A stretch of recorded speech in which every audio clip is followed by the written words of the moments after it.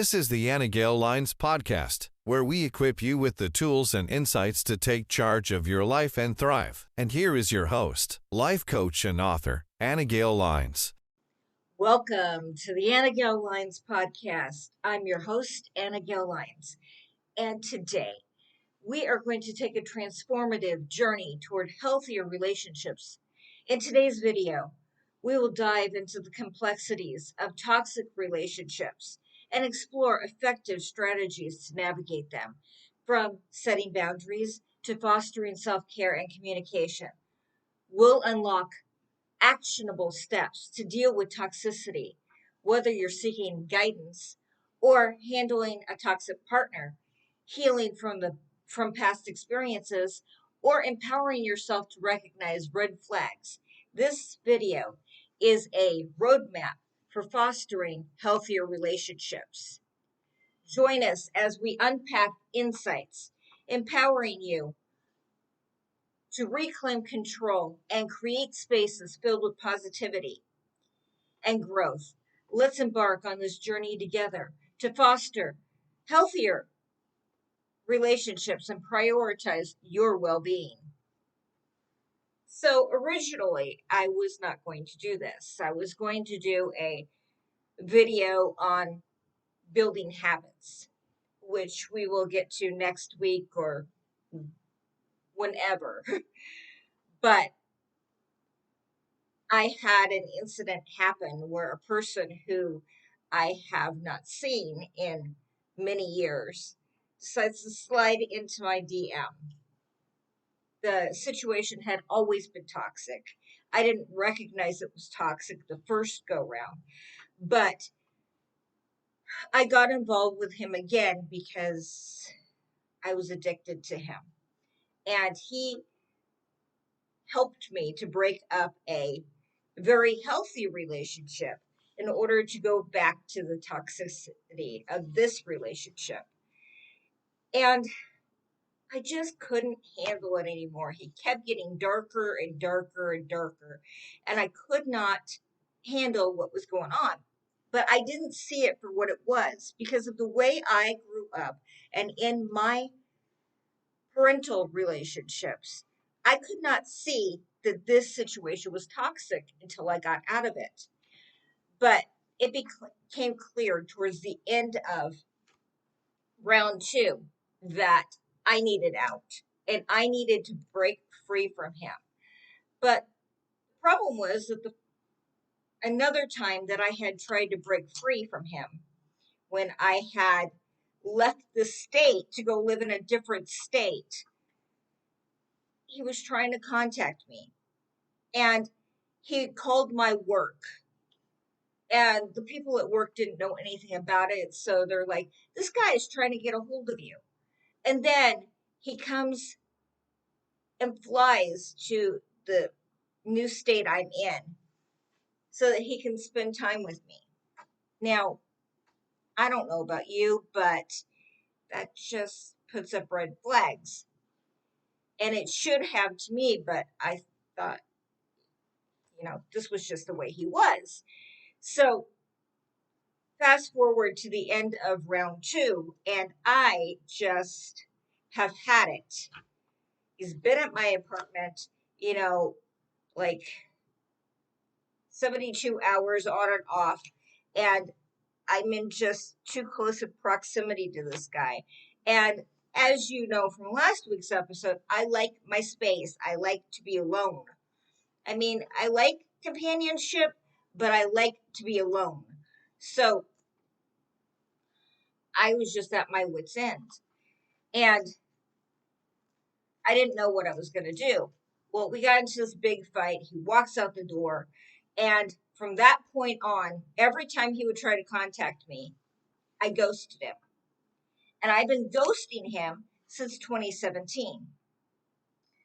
But this week, he slides into my DM once again. And the reason I know that it's over is because this time I didn't even think about, there was no desire in me to go back to the situation. I know that I've healed. But that is the reason that this video came to be instead of the one that I had planned. So, what exactly is toxicity in relationships? Toxicity in relationships refers to behaviors, dynamics, or patterns that are harmful, draining, or detrimental to the well being of the individuals involved. Here are some signs of a toxic relationship. One is lack of respect, disregarding boundaries and feelings. So, does your partner, do they regard your boundaries? If you say, no, I don't want to do this, do they convince you to do it? Do they manipulate you into doing it? Do they guilt you into doing it? That right there is a lack of respect. And how do they deal with conflict? So, are there frequent arguments without resolution? And are they brought up like years later, weeks later, and you're always the bad guy in every conflict, and there's no compromising? That's also a sign of a toxic relationship. What if they're using control tactics, guilt tripping, gaslighting? Gaslighting is when they make you think that you're always the problem. They when you're trying to confront them on a problem, they will make it your problem. That's gaslighting. So all these are manipulation tactics. So these are also red flags. And what about them being mentally and physically controlling? So if you ever had that person who wants to know at all times where you are, what you're doing, who you're with, they don't like you hanging with people who they think are going to be a threat to your relationship, maybe even expose them. These are signs that you need to think about getting out, because you should not be controlled. You should not be gaslighted. Should not be manipulated. You're better than that. You have goals and dreams and visions, things that you need to do with your life. And this person that you're with, when they're trying to control you and manipulate you, is trying to prevent you. They may not think they are, but they're trying to prevent you from doing things any better than them, because they think they have to keep you in this relationship and keep you small in order for them to shine. You, on your own, need to shine. You can't allow people, toxic people, to control you. I've talked many times that I had a boss who would control everything I did. She would micromanage everything I did, from my calendar to who I spoke to how I spoke to them, to, who I was hanging out with at lunch. She was controlling everything I did, and when I came in and when I didn't come in. And it was toxic.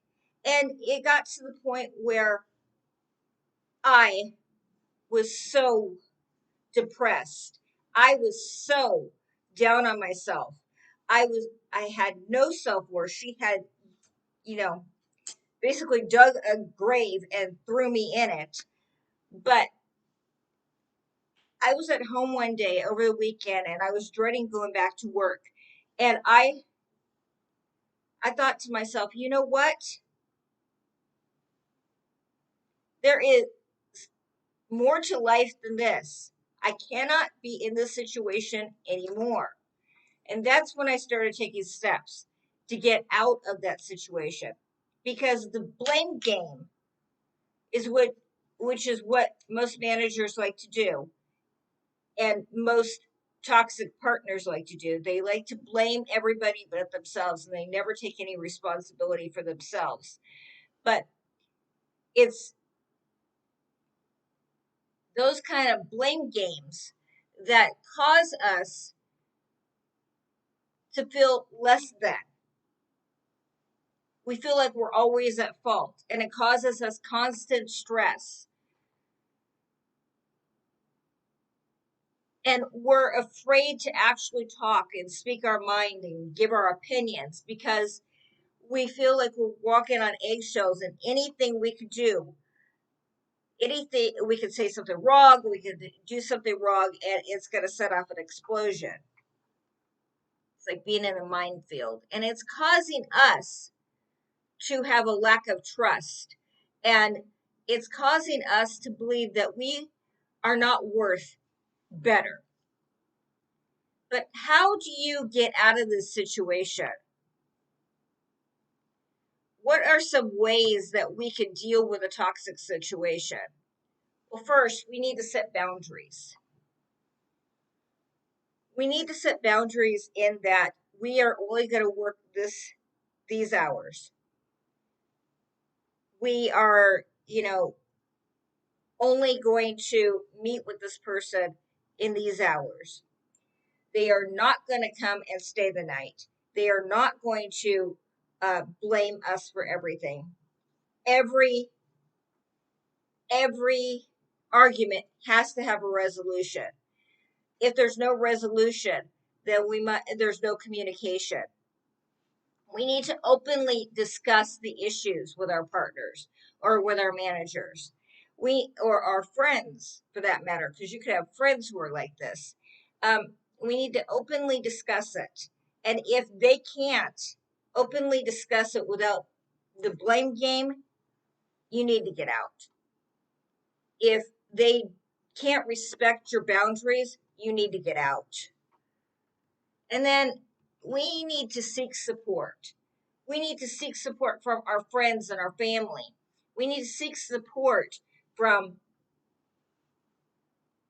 support groups, maybe even a therapist.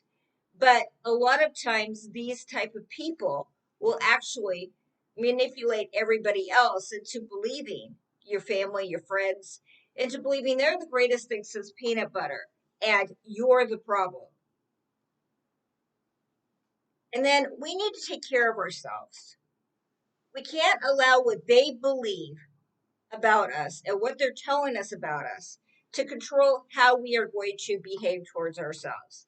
So we need to continue, good hygiene, and we need to continue exercising and doing activities that we like to do. We need to not become an extension of them. We have to maintain our individuality. And then we need to evaluate the behavior. How are they acting? How are we acting towards them? What are we doing that we could? So are we feeding into their behavior? Are we, they're getting angry with us, they're blaming us, we're blaming them back. These are things that are only feeding this behavior. We are not at fault, but it is feeding their behavior. And we need to evaluate our own self and how we are reacting to them. And we need to learn assertiveness. We need to assert ourselves. We need to assert our opinions. We need to assert our concerns and stand up for ourselves. Because if we do not stand up for ourselves in this situation, they are always going to make us small. And then if you get to a point where you're at an impasse and you just can't do anything about this relationship, you need to seek professional help, whether it's couples counseling or going to HR about your boss, or, you need to seek some kind of professional help. Maybe it's therapy for you so that you won't get into these toxic situations again. And then we need to self-reflect. So we could do this by journaling. We could assess how we're feeling and why we're staying in this situation and why we are obsessed with somebody who is toxic or why this person is obsessed with us. And then we need to educate ourselves on the red flags when it comes to relationships and what is normal and what is not normal. And there are some great videos on things like narcissism and how to deal with narcissistic behavior. And there are videos there on YouTube about how to deal with people who are toxic. And then we need to take time to ourselves, time away from the toxic situation. We need to, do things for us.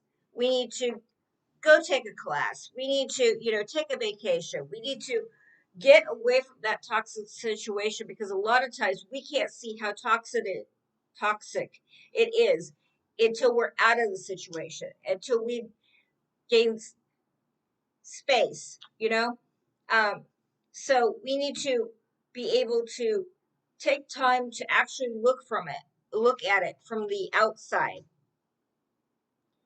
And you could also talk to your friends and family about what they're seeing in comparison to what you're seeing, because a lot of times they will have insight that you can't see because you're in the situation. And then you have to emotionally detach from the situation. You have to look at it as if you were an outsider. You have to look at it like you were a therapist or you were your best friend. What if your best friend was in this situation? What would you do? What would you tell her? Would you tell her, oh, yeah, go ahead, stay in this relationship? Or would you tell her, girl, you got to get out. You got to get out now. You're better than this.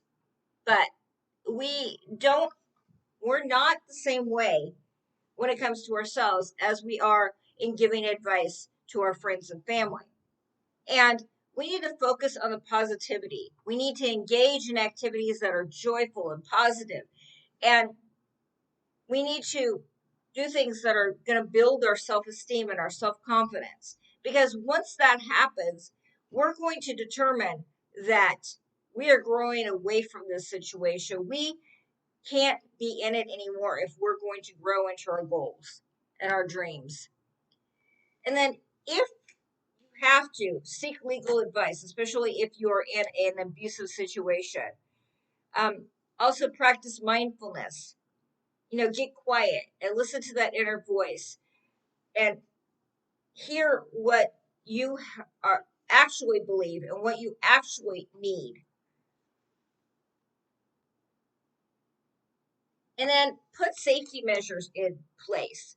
So if you're being abused, get away from the situation. Put a restraining order in place. Make sure that you're in a place that he or she doesn't know about. Also, abusers, for the most part, or people who are toxic, are doing this because they've experienced toxicity and abusive relationships in their past. So we need to be empathetic, but we can't feed into it. We can understand why they're doing it, and we could forgive them, but we can't stay in a situation that is toxic because it is going to prevent us from going after our goals and being the person we're supposed to be and helping the people who need to be helped by our lives. We need to make sure that we do not lose ourselves when we are in relationships. And we need to remember that our goals need to be more important than a toxic relationship. Remember, identifying toxic behaviors and nurturing healthier connections is an ongoing process. We hope this video equipped you with valuable insights and actionable steps in these challenging situations. Your well-being matters, and seeking support and professional guidance can make a significant difference in your journey towards a healthier relationship. Don't forget to prioritize yourself and surround yourselves with positivity. If you found value in this content, consider liking, subscribing, and sharing.